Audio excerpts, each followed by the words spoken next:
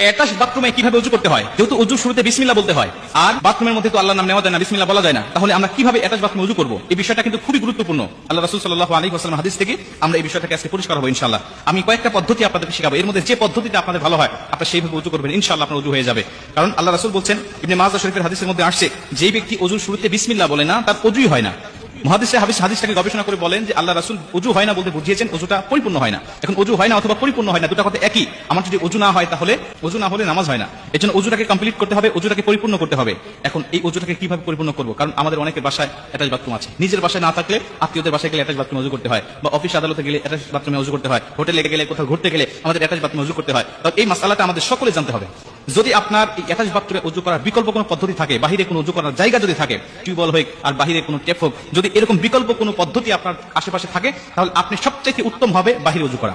এটা যদি সম্ভব না হয় যে বাহিরে উযু করার কোনো ব্যবস্থা নাই, তাহলে আপনাকে ভিতরেই করতে হবে।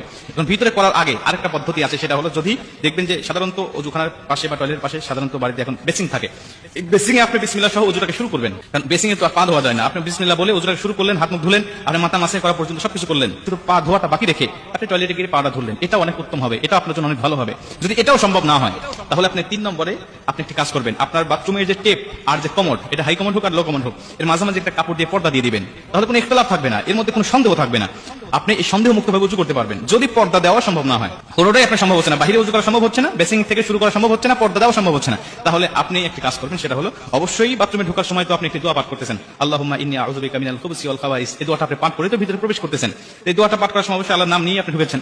ঢোকার পরে আপনি উযু করার সময় অবশ্যই দিলে দিলে, যেভাবে আমরা টয়লেটের মধ্যে ইস্তেগফার পাঠ করি, এটা তো পড়তে হয়, আপনারা সকলেই জানেন যে দিলে দিলে ইস্তেগফার পড়তে হয় বিভিন্ন খারাপ জিন, বিভিন্ন খবিস খানাসের হাত থেকে বাঁচার জন্য। ওইভাবে দিলে দিলে আপনি উযু শুরুতে আপনি বিসমিল্লাহ পাঠ করবেন, মুখে উচ্চারণ করে না, দিলে দিলে।